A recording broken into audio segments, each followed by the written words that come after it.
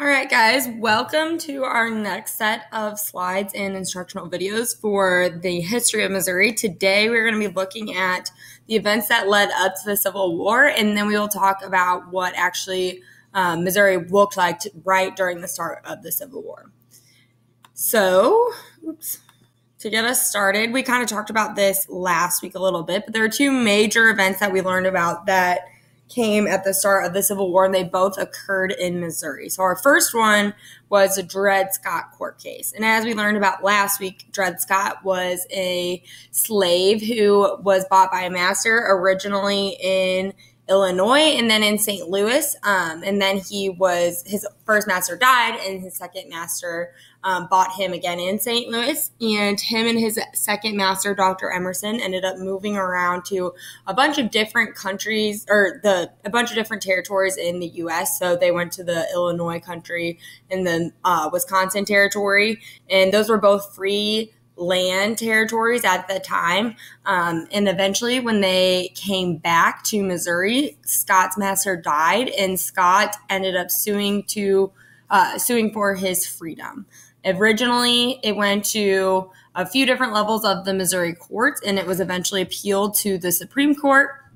And the Supreme Court held the original Missouri court decision that Scott and all African Americans in general didn't have constitutional rights. So that court case basically said that African Americans at this time, both slaves and free African Americans, did not have constitutional rights. Therefore, Scott didn't even have the right to be suing in court. And so he was not given his freedom under the courts, but eventually we found out that his owner's son bought him and gave him his freedom.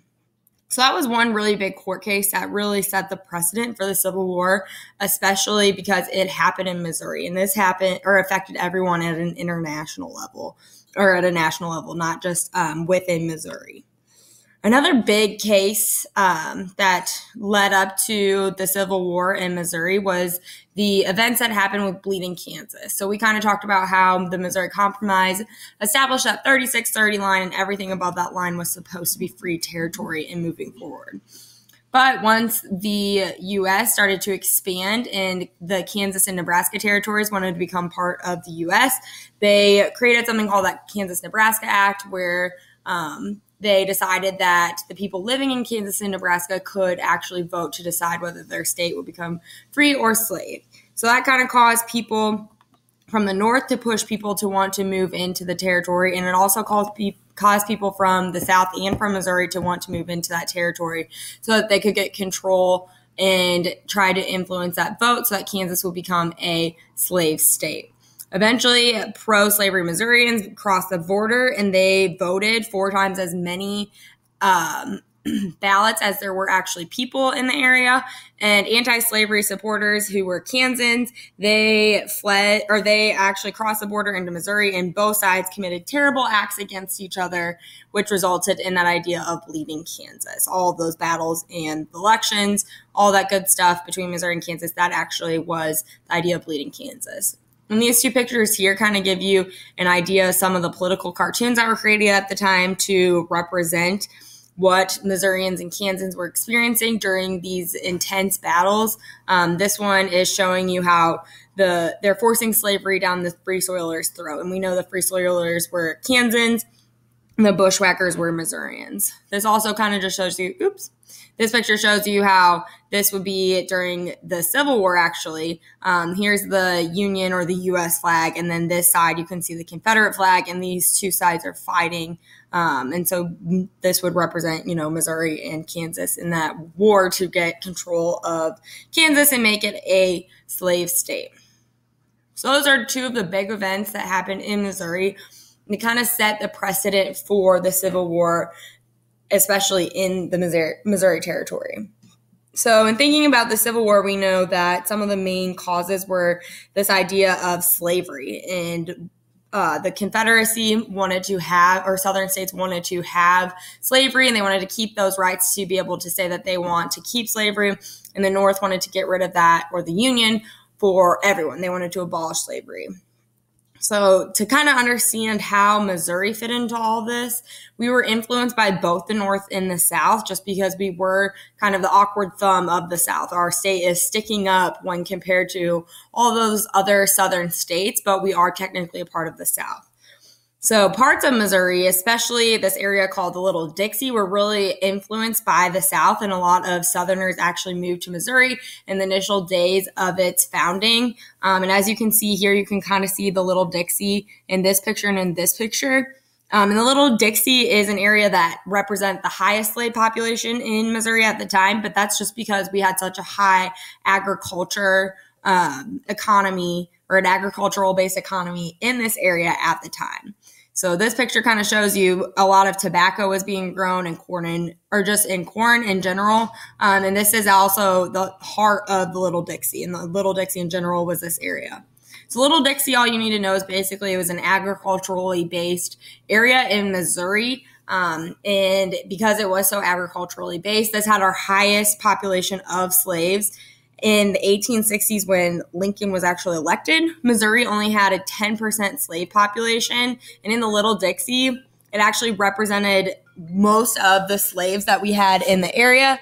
And it had over 25% or more in some territories. So most slaves in Missouri at the time of the 1860 election were living in the Little Dixie. So other than the Little Dixie, Missouri was also influenced by the North in those bigger cities like St. Louis and Kansas City, New Madrid. Those were some of those bigger cities that had a lot of people who also identified with the Northern cause of seeing how morally slavery was wrong, and they identified with that idea that they wanted to stay a part of the Union and be loyal to the federal government, and they wanted to help to abolish slavery. So those were kind of the two sides, and because Missouri was in such an awkward position because we were so influenced by the South, and we were a part of the South, but we also were closely located to the North, we kind of had an established from the very beginning what our state's position would be in the Civil War, which is really just like the awkward thumb of the South is how I always kind of refer to it or think of it. So to secede or not to secede becomes that big question in the 1860s when Abraham Lincoln becomes elected. And seceding means basically just breaking off or becoming one of your own country. So that's kind of what the South started doing, starting with South Carolina. The South started to secede or break off and create their own country called the Confederacy. And their whole goal was to battle the Union to be able to be two separate countries. So they didn't want to just be one country anymore. They wanted to be two separate countries, the North and the South, the Union and the Confederacy. So Missouri is facing this question that a lot of other states at this time are facing. Should we secede and break off and become part of the Confederacy and keep our Southern identity, or should we stay with the North and stay loyal to the Union? So to answer that question, where do we stand in the 1860s election, especially most Missourians? Most of us were conditional unionists, which the Union would have been the North, anti-slavery. And basically most Missourians were opposed for seceding, but they also didn't believe that the federal government could force states to stay in the Union. And this whole idea was not that we believed that we should necessarily get rid of slavery, but they basically thought, most Missourians thought that we had a better chance of having our property protected, slaves included, under the Union or under the federal government than any new government like the Confederacy could create would be able to protect our property. So we weren't necessarily against slavery for the most part, but they also just didn't want to break off from the federal government because they didn't think that their property would be protected. And also most Missourians didn't actually believe that Lincoln had any intention of freeing their slaves or outlawing slavery. So they thought, we might as well stick with the Union, stick with Lincoln, and see what happens. So that kind of set the precedent for us to want to stay with the Union. Our state decided eventually actually to stay with the Union, but that wasn't what everyone wanted. So there was this whole constitutional convention where Missourians come together and they were trying to basically decide, what should we do? Should we secede or should we not secede and stay with the Union? And at the time, during this time, we had a new governor elected. His name's Claiborne Fox Jackson, and he is someone that you are going to need to know for the test. This is Claiborne Fox Jackson right here. And he basically aligned himself with the pro-South majority. Jackson believed that at this convention, all Missourians would vote to secede and they would want to join the Confederacy, but he was actually wrong. Instead, most Missourians actually voted to stay with the Union. The vote ended up being 89-1 to stay in the Union. So most people chose to then, because of this vote and because Jackson allied so much with the South, they chose to vacate all pro-Southern positions, including Jackson's role as the governor. So they kind of said, nope, you're not our governor anymore, and then put in a temporary governor to be in charge of Missouri because they just didn't think that Jackson represented the people's needs as a pro-Southern supporter. So Jackson, whenever this happened, he was elected by the people, and then he kind of got pushed out of office because of his beliefs and his desires to stay with the Union. He kind of ignored this whole vote that happened without him, and decided to declare his Missouri as a free republic, even though the federal government recognized Missouri as a part of the Union and as a anti-slavery state. Jackson kind of broke off from that and declared his Missouri a free republic. So he dissolved all ties with the Union. He passed this ordinance of secession, or basically said we are going to secede and become part of the South. And he had Missouri admitted to the Confederate States of America. At this point, Missouri was basically split into two parties, and there's Jackson here, Claiborne Fox Jackson, who was pushed out, and this was under his government that he wanted to be part of the South, but that wasn't actually the case. He actually got pushed all the way out into Arkansas, and he was kind of the main guy who we fought in the Civil War in Missouri. Most of our battles are against him and his close ally, Sterling Price, who is right here. And they're both the Southern supporters of Missouri who created kind of their own government after they got pushed out by the Missouri government. And they were actually they were called the Confederate Missouri State Guard. So they were the unofficial government of Missouri who actually lived in Arkansas because Missourians pushed them out. And so then they really battled this guy named Nathaniel Lyon, and he is a part of the Union. So he was sent in by Lincoln after Price and Jackson were kind of pushed out, and they created their own Missouri government.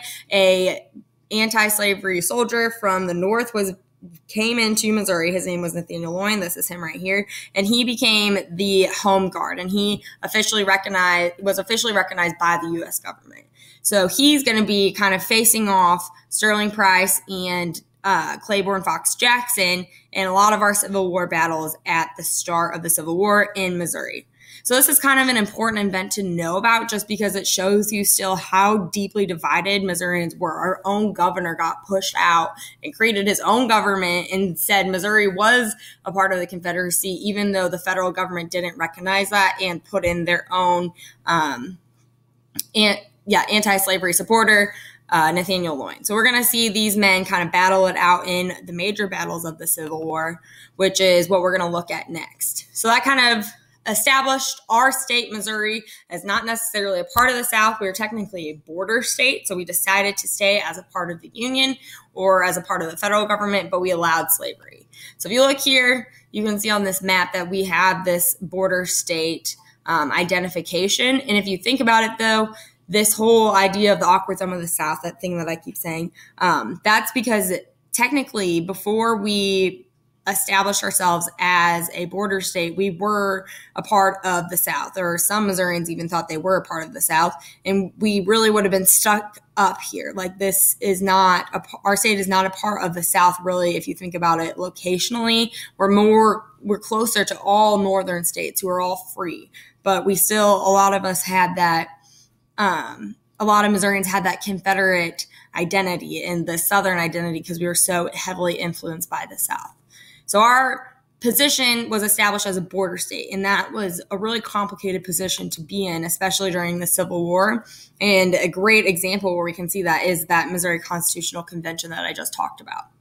So we're going to see Claiborne Fox Jackson and Sterling Price actually battling it out against Nathaniel Loyne in some major battles. And for our class purposes, there's a few things we're going to focus on. And the first one is the Camp Jackson affair. And this is the first time that Jackson and Nathaniel Loyne are actually really going to meet in person and try to get control over some different territory in Missouri. The next battle we're going to look at is the Battle of Wilson's Creek. And this battle was actually the largest battle of 1861 west of the Mississippi. So this battle is super important to know about, and we're going to look at some of those things that happen in the battle that make it so important.